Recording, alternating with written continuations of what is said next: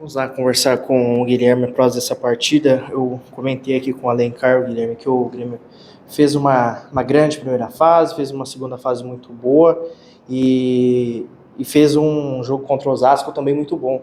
E hoje contra o Ceará, queria que você falasse sobre qual foi as dificuldades que o Grêmio Prudente enfrentou na sua visão. Foi muito mais pela equipe do Ceará, que trouxe alguns jogadores do Sub-20, que inclusive disputaram a abertura do Cearense, ou faltou algo na sua visão do Grêmio Prudente mesmo? Boa tarde, Vinícius. Acho que um pouquinho dos dois, né? Jogadores também com muita qualidade da equipe do Ceará, né? Que chegaram para reforçar a equipe do Ceará. Atletas experientes, né? Acostumados a esse tipo de competição.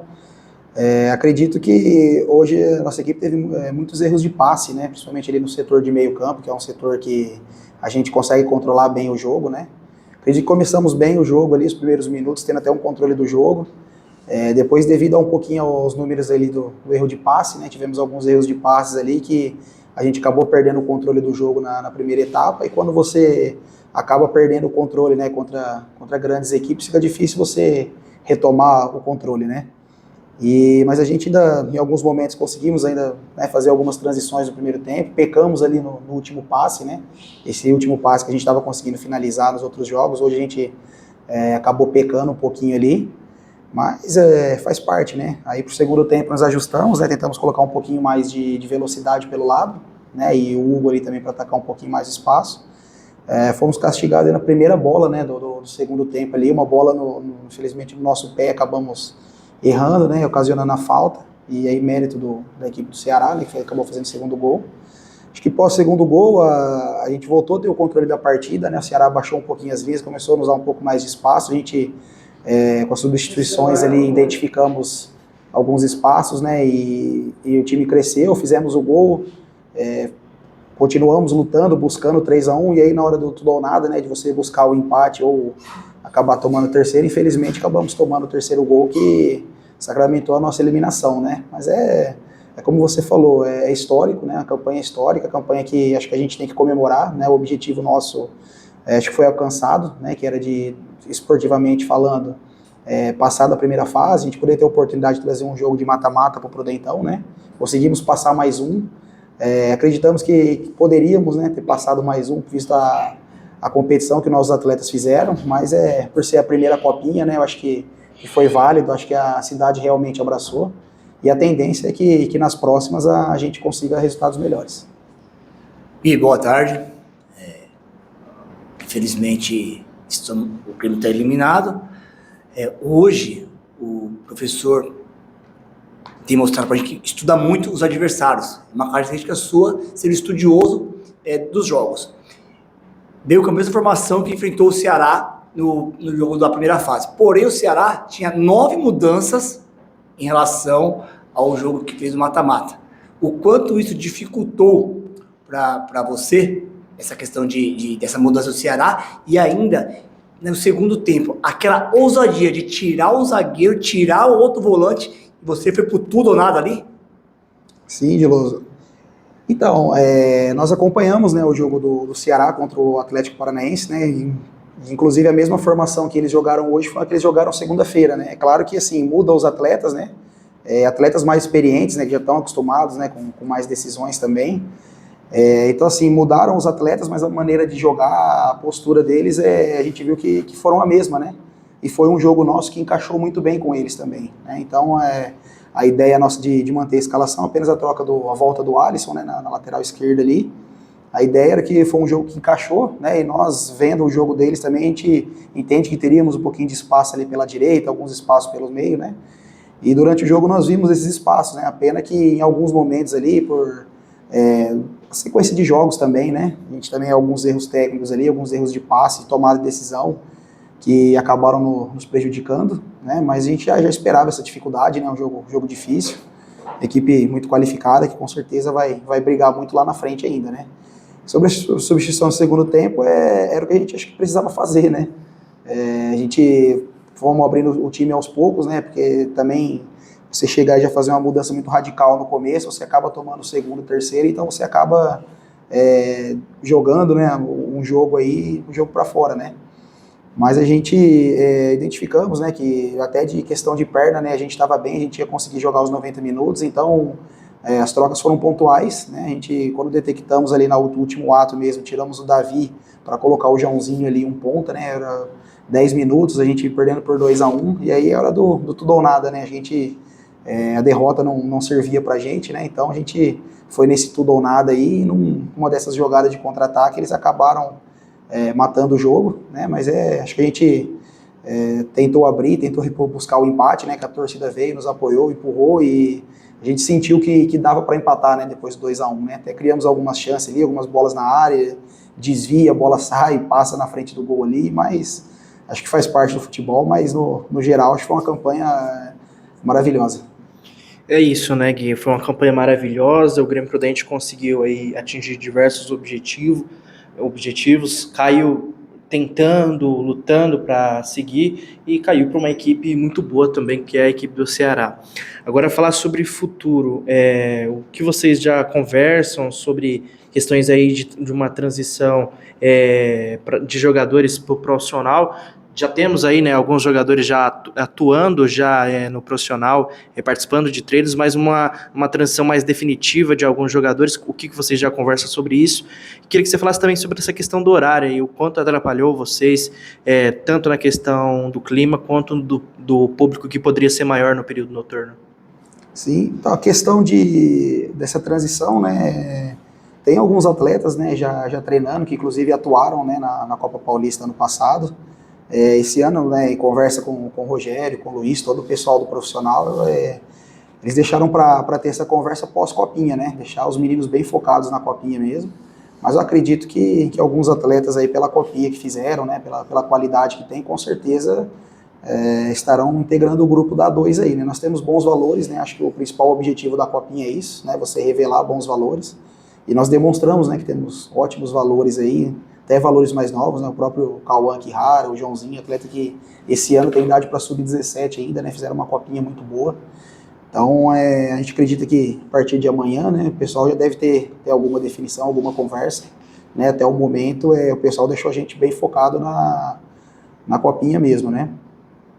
Questão do horário nos pegou um pouquinho de surpresa, né, claro que eles jogaram praticamente no mesmo horário que nós, né, então, assim, falar que estávamos mais desgastados ou menos, acredito que não, acho que a gente terminou o jogo bem, com perna, né, acho que destacar o ótimo trabalho da nossa comissão aí, né, essa parte física liderada pelo professor Felipe Carlos. O que pesou um pouquinho mais, acho que é a questão do público, né, mesmo nós temos um ótimo público, né, os 3.800 torcedores que tiveram aí nos apoiaram bastante, mesmo numa quarta tarde foi bonito de ver eles ali jogando com a gente. A gente acredita que talvez um horário à noite, já que a gente já estava acostumado a jogar um pouquinho mais também, né? Um público maior, a gente poderia ter um gás a mais aí, né? Mas não é desculpa, né? O Ceará, acredito que foi melhor, mereceu a vitória hoje. Então a gente seguir trabalhando aí para colher frutos. Gui, começamos o jogo em si, o Grêmio começou melhor que o Ceará, criando alguma chance, apesar que o Ceará teve uma chance lá, chutou, o goleiro foi bem. E depois o Ceará realmente equilibrou o jogo, né, até a parte da técnica, depois ficou um pouquinho melhor o Ceará. No segundo tempo, um gol muito rápido do Ceará. Isso atrapalhou bastante. Porém, a torcida comprou a ideia e começou a apoiar. Teve um certo momento do jogo que o Ceará baixou tanto as linhas, chegou a fazer uma linha de 5, por vezes uma linha de 6.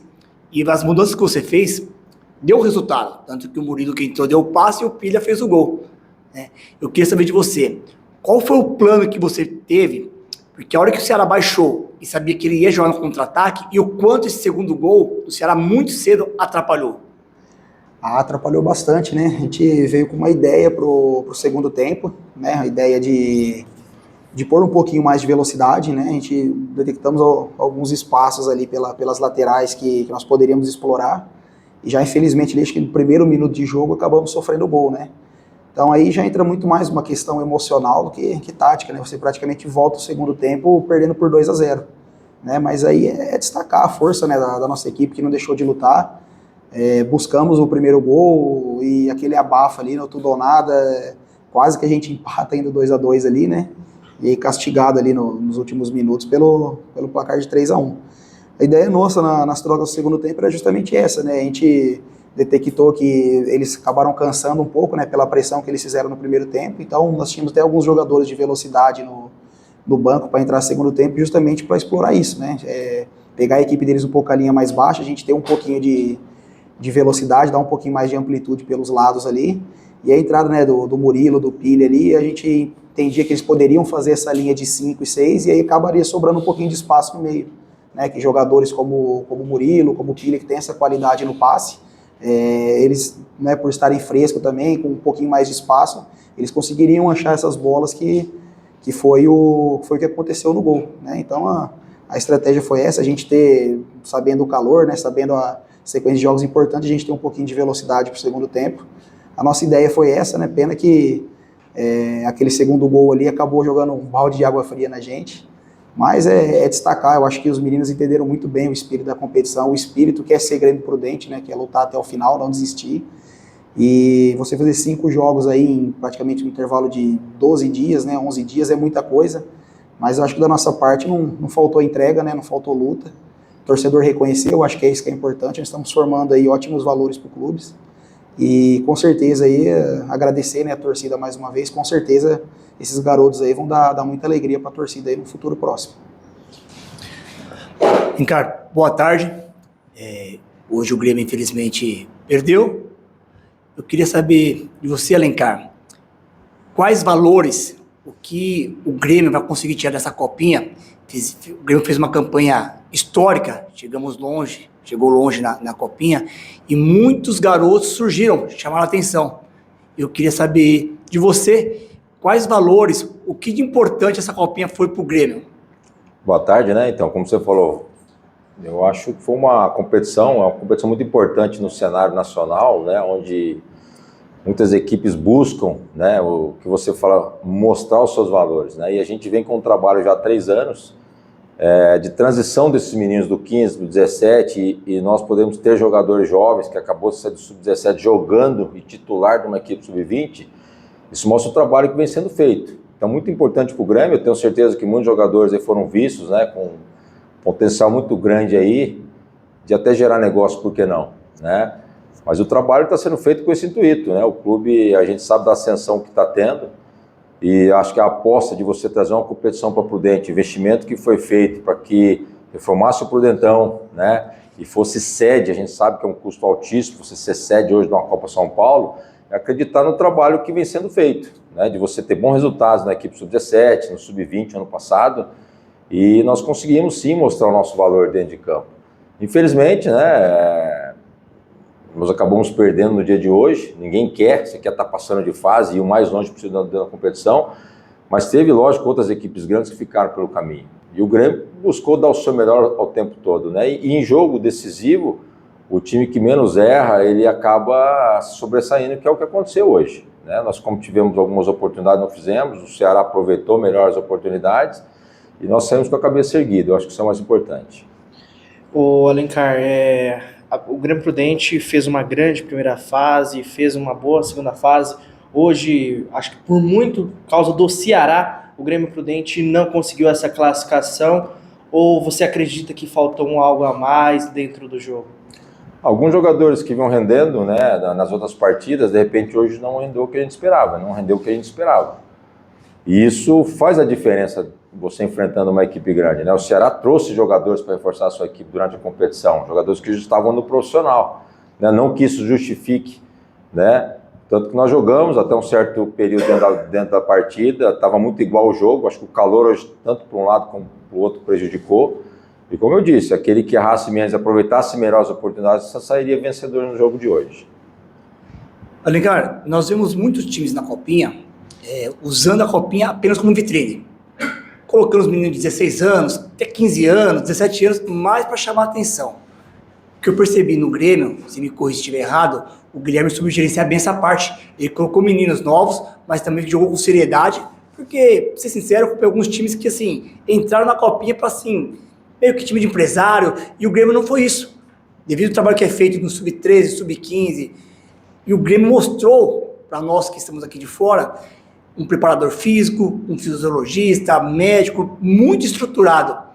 A intenção era essa mesmo, de fazer essa mescla e lançar jogadores e também ir o mais longe possível?